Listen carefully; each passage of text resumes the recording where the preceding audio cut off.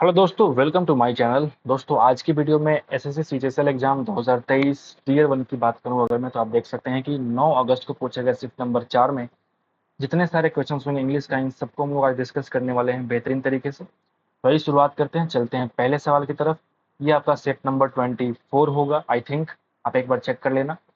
Total set की संख्या 40 होगी, क्योंकि इतने ही शिफ्ट के अंदर पेपर आपका हुआ था सीजीएल 2023 की बात अगर मैं करूँ टीयर 1 का, तो ठीक है। तो ये हम लोग पहले इंग्लिश कर रहे हैं, फिर मैथ भी करेंगे, फिर रीजनिंग भी करेंगे। तो आइए शुरुआत करते हैं, पहले चलते हैं पहले सवाल की तरफ। ठीक है। Sheila tried for argue with him though she knew that it was of no use. उसने कोशिश किया आर्गू करने का, बहस करने का, शीला ने।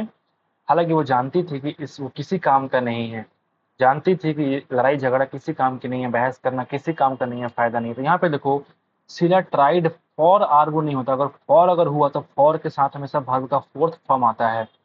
ठीक है। For doing this kind of work. यहाँ पे अगर आर्गू यूज करना पड़ेगा तो हमको फॉर या तो हटा दो, या तो फॉर प्लस बी का फोर रखो, या तो टू प्लस वर्ब का फर्स्ट फॉर्म रखो। ये तुम्हें यूज करना पड़ेगा। To argue with him, to argue with him यहाँ पे यूज करना पड़ेगा। ऑप्शन नंबर 1 जो है रिक्वायर्ड आपका आंसर है। तो पहला सवाल बहुत ही आसान देखने को मिला है। नंबर 2 पे आते हैं। Don't annoy or irritate Raghav, otherwise he will oppose our proposal in the meeting. Raghav को इरिटेट या तंग ना करो, अदरवाइज ही विल अपोज, वो विरोध कर देगा हमारे प्रपोजल को इन द मीटिंग में। तो उसको हम लोग क्या कहते हैं, रब इन द रॉन्ग वे। क्या बोलते हैं हम लोग, रब इन द रॉन्ग वे। जैसे आपने देखा होगा पास द बक जो वर्ड है ना, पास द बक इडियम है।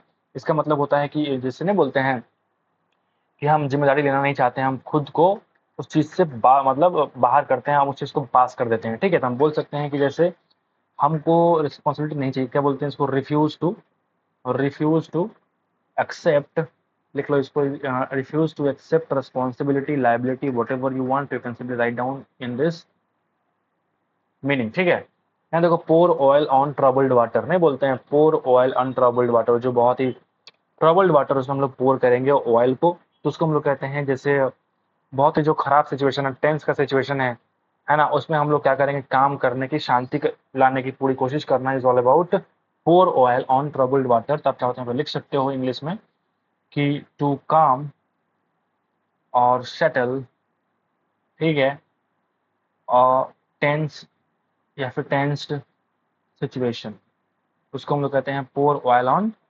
Troubled water. वो अलग होता है, एड इंसल्ट टू इंजरी, आग में घी डालना वो अलग चीज़ है, ये अलग चीज़ है, ये अलग चीज़ है। ये तुम्हें काम करने की काम करेगा, मतलब शांति तुम्हें लाना पड़ेगा।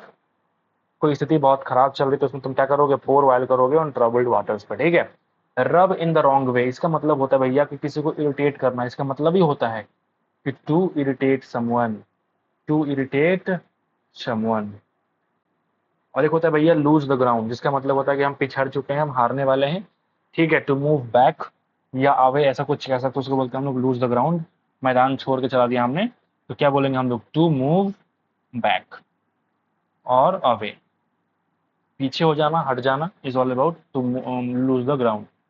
नंबर 3 पे आते हैं भैया। Her bright blue eyes fill in the blanks everyone in the party.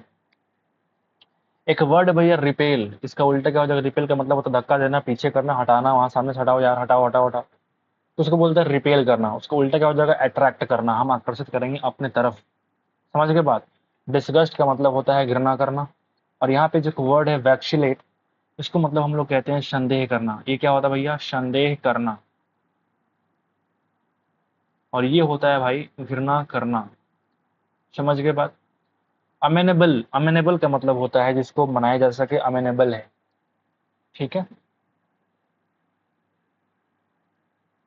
आगे बढ़े। लूडिक्रोस एक वर्ड है, लूडिक्रोस, जिसका मतलब होता है, हम बोलते हैं ना कोई काम अगर आप उटपटांग काम करेंगे, उसी को हम लोग कहते हैं लूडिक्रियस, लूडिक्रोस, यानी कि उटपटांग काम, उटपटांग चीजें। ठीक है, खराब के रूप में इसका इस्तेमाल करेंगे। तो इसका उल्टा क्या हो जाएगा भैया, इंसेन, रेडिकुलस, पैथेटिक, इसको बोलते हैं दयनीय। ठीक है। वाइज का मतलब बुद्धिमानी से, इंसेन का मतलब पागलपन बोल सकते हैं, पागलपन। ठीक है। रेडिकुलस का मतलब होता है भैया मजाकिया। तुम खुद ही बताओ कि इसका उल्टा क्या हो जाएगा। उत्पटांग एक तरफ मतलब ये एक नेगेटिव वर्ड को दिखा रहा है, तो तुम क्या हो, बुद्धिमान हो, तुम वाइज हो। तो option number 3 is the required answer. यहाँ पे अगर एक्टिव वॉइस में कन्वर्ट करो वाज या वर प्लस वर्ब का थर्ड फॉर्म अगर है तो मैं कह सकता हूँ कि सिंपल पास्ट का ये तुम्हारा पैसिव वॉइस है। तो अगर मुझे एक्टिव वॉइस में कन्वर्ट करना है, सब्जेक्ट प्लस वर्ब का सेकंड फॉर्म प्लस ऑब्जेक्ट चाहिए हमको। हमको कोई भी हेल्पिंग वर्ब की आवश्यकता नहीं पड़ेगी। यहाँ पे वाज वर्ब को हटाओ, सब्जेक्ट प्लस वर्ब का सेकंड फॉर्म बिल्कुल ठीक। वाज वर्ब को चाहिए ही नहीं, काट के हटाओ, काट के हटाओ। Option number 2 is the required answer. ठीक है मेरे भाई।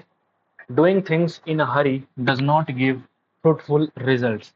Doing things in a Hari does not give fruitful results, ये आपसे कह रहा है कि जल्दबाजी में कोई काम अगर करोगे तो वो तुमको लाभदायक जो रिजल्ट है वो नहीं मिलने वाला है, बढ़िया रिजल्ट आपको देखने को नहीं मिलेगा। उसी को हम लोग कहते हैं हेस्ट इज वेस्ट। जल्दबाजी में किया गया काम क्या है? बर्बादी है। Haste is waste. समझ गए बात? आगे बढ़े। स्टिल वाटर्स रन डीप का मतलब होता है जो जिस पानी के अंदर स्थिरता होती है उसमें गहराई ज्यादा होती है। क्या मतलब हुआ? जो इंसान कम बोले इसका मतलब ये नहीं कि वो बेवकूफ है, उसमें गहराई ज्यादा है, वो सुन ज्यादा सकता है, तो इसका मतलब वही निकलता है wisdom is too high for a fool. जो बुद्धिमानी की बात करो किसी बेवकूफ के लिए तो बहुत बड़ा बेवकूफी है वो। समझ रहे हो बात? तो यहाँ पे जो वर्ड यूज होगा वो होगा हाईएस्ट इज वेस्ट। ये बात आप समझ में आ गया होगा। नंबर 7 पे आते हैं। The garment business has made Archie rich. Passive voice में कन्वर्ट करेंगे हैज या हैव प्लस वर्ब का थर्ड फॉर्म अगर हो तो हमें चाहिए होगा हैज या have plus been plus verb का थर्ड फॉर्म। बोलिए। हैज बिन है, यहाँ पे हैव बीन है, यहाँ पे हैड है, काट के हटाओ, इज है, काट के हटाओ। हैज और हैव तो हो ही सकता है, लेकिन चूंकि आर्की एक सिंगल सा है, सिंगुलर है, तो हम क्या बोलेंगे? हैज का इस्तेमाल करना पड़ेगा हमको। Has been made rich by the garment business. Antonym क्या होगा? एक वर्ड है चिल। चिल का मतलब बहुत ठंडा, तो उल्टा का हो जाएगा वार्मथ, बहुत गर्म। ब्लस का मतलब शर्माना, ब्लस करना। ग्लो मतलब चमकना, और ब्राइटनेस इज ऑल अबाउट चमक। बहुत ही आसान, बहुत ही बढ़िया। इनकरेक्टली स्पेल्ड क्या होगा? यहाँ पे जो स्पेलिंग मिस्टेक है वो आप देख सकते हैं। न्यूट्रल भी सही लिखा हुआ है, अप्रीहेंसिव भी सही लिखा हुआ है। मेंटेनेंस इज द वर्ड जो कि मिस्टेक यहाँ पर देखने को मिल रहा है। मेंटेनेंस जो वर्ड है वो मुझे लगता है कि मिस्टेक है यहाँ पे। TAINENCE ऐसा कुछ यहाँ पे होना चाहिए मेंटेनेंस का वर्ड। ठीक है, आगे बढ़ते हैं और सीधे आते हैं 10 नंबर सवाल पे। ठीक है, by virtue of the power, यहाँ पे डबल एफ क्यों भैया? बाई वर्चू ऑफ होता है single F. By virtue of का मतलब ही होता है कि के आधार पर। By virtue of the power given to the leader, नेता को जो पावर दिया गया था उसके आधार पर the followers accepted his decision, उनके जो चाहने वाले थे, जो अनुसरण करने वाले थे, उनके डिसीजन को एक्सेप्ट किया। तो क्या बोलेंगे भैया? इसका मतलब होता है के आधार पर।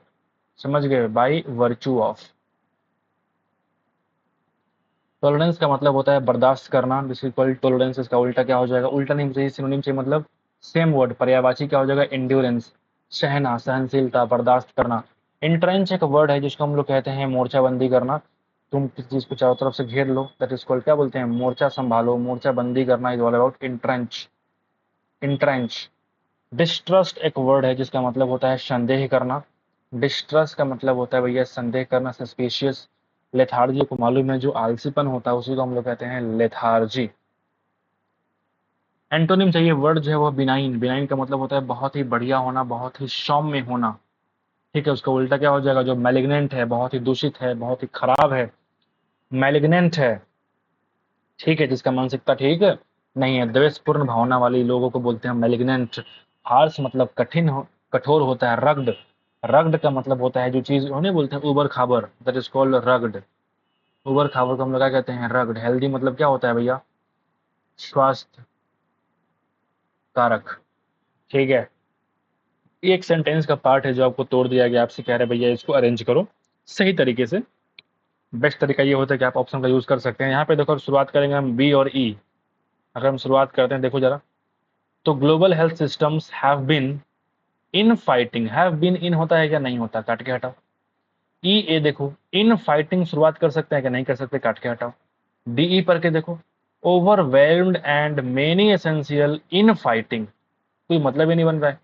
तो इस तरीके से आप ऑप्शन को एलिमिनेट करोगे। बेस्ट तरीका ये होता है कि आप ऑप्शन का यूज करो और फिर बिना पढ़े आप फटाफट जो टिक लगा सकते हैं ऑप्शन नंबर 3 को। बाकी पे एक बार पढ़ के चेक कर लो कि बी डी सी ए ई से एक सही मीनिंगफुल सेंटेंस बन रहा है कि नहीं बन रहा है। ठीक है, तो global health systems have been overwhelmed, and many essential health services have been disrupted, posing major threats to progress in fighting other deadly diseases। समझ रहे हैं? बहुत ही बढ़िया मीनिंगफुल सेंटेंस आपको देखने को मिल रहा है। 14 पे आते हैं भैया। Enthralled by the psychological effects, क्या बोलते हैं इसको? हमको चूज करना है कि इसके बदले कौन सा अप्रोप्रिएट ऑप्शन हो सकता है जो उसको सब्स्टिट्यूट कर सके। As the orchestra began to play, the audience was transported to another world। ठीक है, जैसे ऑर्केस्ट्रा शुरू हुआ भैया, लोग जो है दूसरी दुनिया में चले गए। Enthralled हो गए by the psychological effects of the music and the skill of musicians who performed each note with precision and passion। क्या कह रहा है कि इंथ्राइल्ड का मतलब होता है रोमांचित हो जाना, तो वो लोग रोमांचित हो गए। जो जो मनोवैज्ञानिक जो मानसिक इफेक्ट होता है ना, ऑर्केस्ट्रा शुरू होगा तो जो मन में विचार उत्पन्न होते हैं म्यूजिक को सुन के, स्किल देख करके, अच्छा कितना बढ़िया डांस चल रहा है, तो उससे इंसान क्या होता है, रोमांचित हो जाता है, वो परफॉर्म करता है। It's note and precision and passion, precision का मतलब तो सटीकता से, क्या बोलते हैं इसको, सटीकता से। प्रिसीजन का मतलब सटीकता से, ठीक है, समझ गए बात। तो यहाँ बोल रहे हैं हम लोग कि इंथ्राइल्ड बाय द साइकोलॉजिकल इफेक्ट्स के बदले हम क्या यूज कर सकते हैं? Influenced by the overall scenario, बिल्कुल नहीं।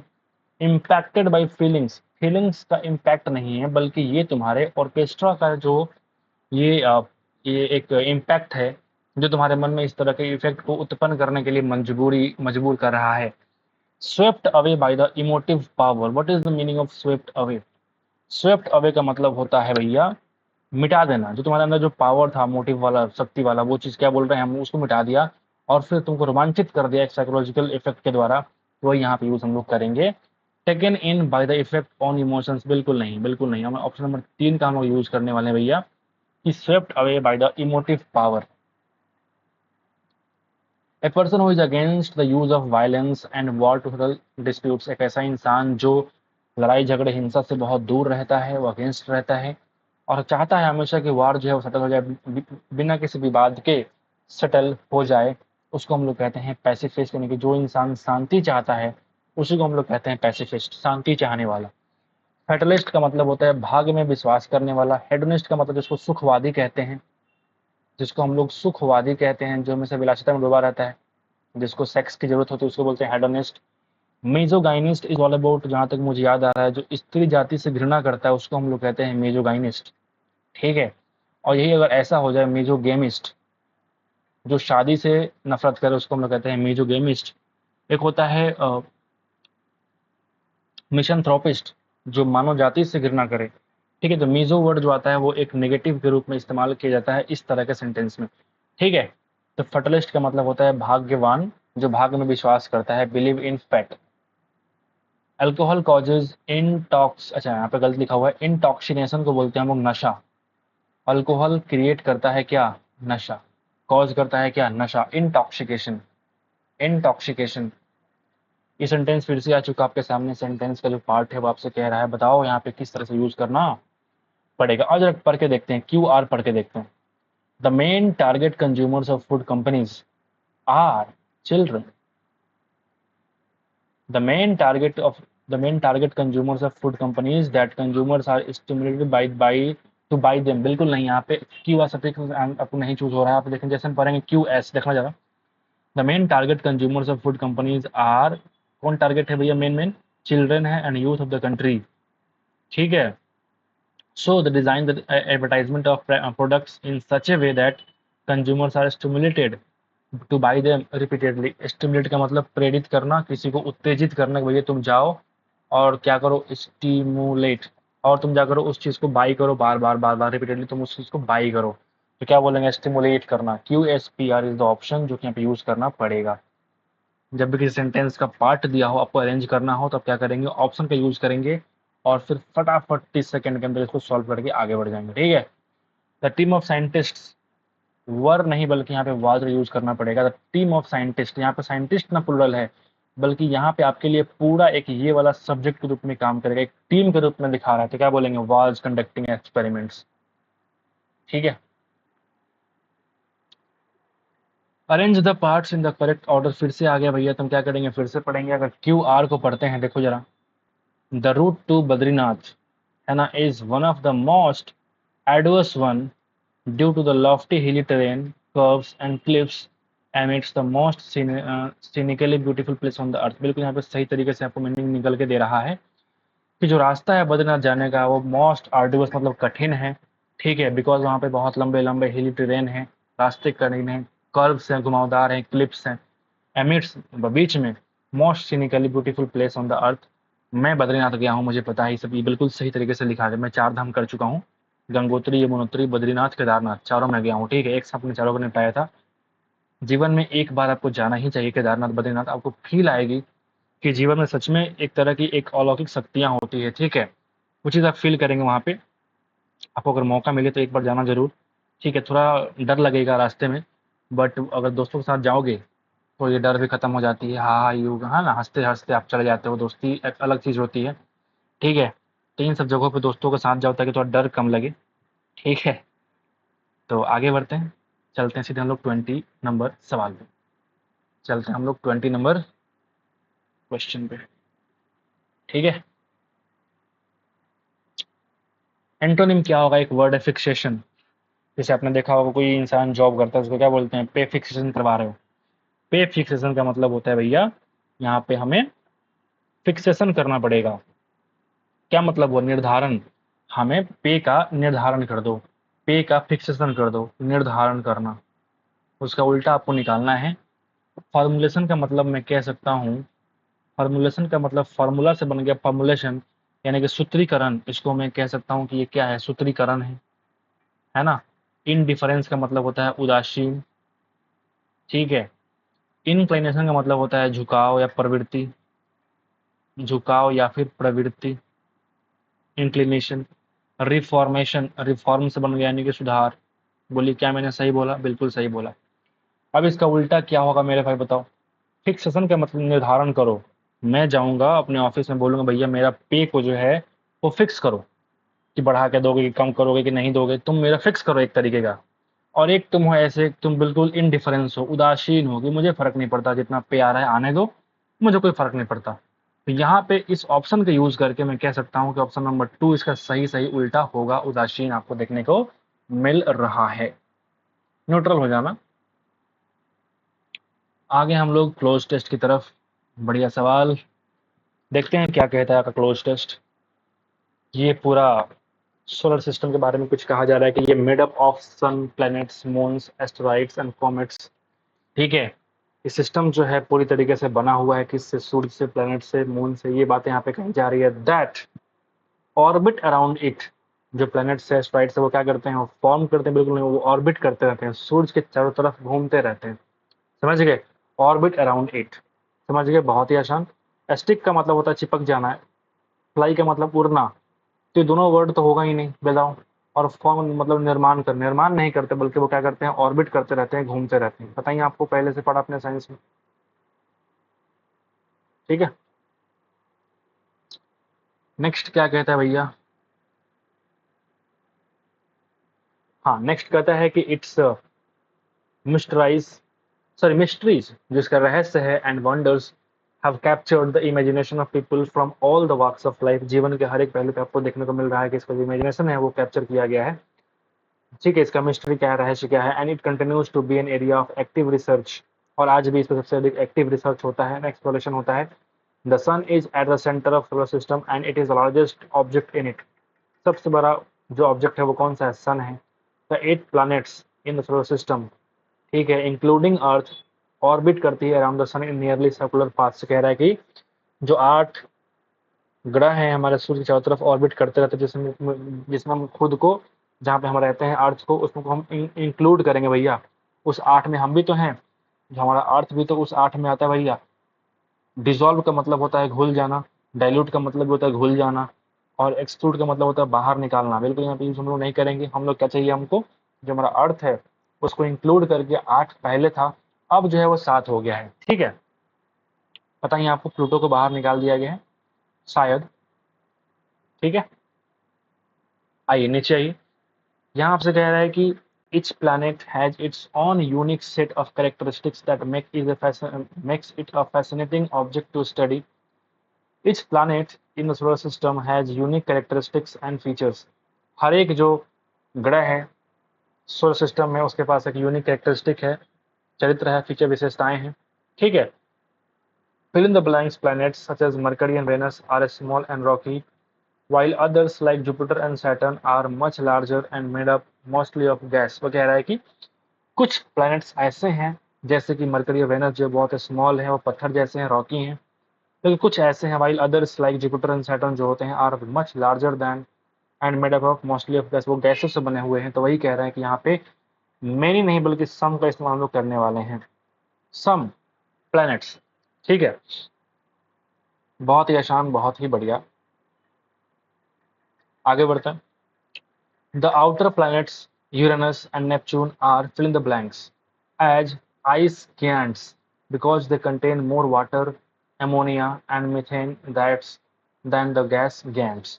ठीक है, ये कह रहा है कि यहाँ पे इसको बर्फ के गैंट्स कहते हैं इसको, ठीक है, क्योंकि इसके पास ज़्यादा पानी है, अमोनिया है, मिथेन गैस है, इसकी वजह से उसको हम लोग गैस गैंट्स ना करके हम लोग क्या कहते हैं, उसको बर्फ की गैंट्स कहते हैं, ठीक है। तो वही कह रहे हैं यहाँ पे some the outer planets Uranus and Neptune are, इसको मैग्नीफाई करेंगे, रेस्ट्रिक्ट करेंगे, इंडल्ज करेंगे, क्लासिफाई करेंगे, इसको क्लासिफाई किया गया, अलग किया गया इस चीज़ को, और इसको बोला गया भैया तुम आइस गैंट्स हो।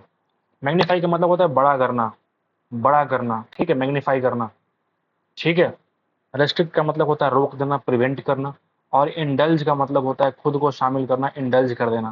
तो ऑप्शन नंबर 1 जो है वो तुम्हारा रिक्वायरमेंट होगा, ठीक है। आते हैं हम लोग आखिरी सवाल की तरफ। In addition to the planets the solar system has also has numerous moons, asteroids and comets.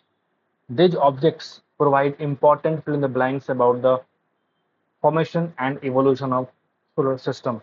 ये जो ऑब्जेक्ट्स है ना, जैसे एस्ट्रॉइड्स हो गया, कॉमेट्स हो गया, ठीक है, ये सारी चीज़ें क्या करता है, हमें एक संकेत देता है कि किस तरीके से फॉर्मेशन हुआ है, किस तरीके से इवोल्यूशन विकसित हुआ है हमारा सोलर सिस्टम, उस चीज़ का हमको क्या देता है, संकेत देता है।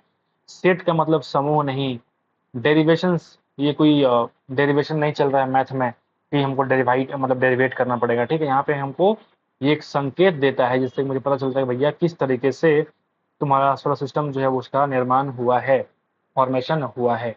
बाइसेस तो अलग चीज़ है, पक्षपाती होना ये अलग चीज़ है। तो option number 3 is the required answer. So उम्मीद करते हैं कि आपको ये समझ में आ गया होगा। तो एक बार हमारे इस एफर्ट के लिए लाइक कर देना मेरे भाई। मिलते हैं आपसे अगले शिफ्ट में। आज के लिए इतना ही दोस्तों। Thank you so much for watching the video. कृपया एक बार आप लाइक कर देना, सब्सक्राइब भी कर देना हमारे चैनल को, और अपने दोस्तों को थोड़ा शेयर कर दो ताकि थोड़ा सा मुझे मोटिवेशन मिले और मैं जल्दी से 1000 सब्सक्राइबर को कंप्लीट करूं ताकि मैं और बढ़िया काम आपके लिए कर पाऊं दोस्तों, ठीक है। Thank you so much once again for watching the video.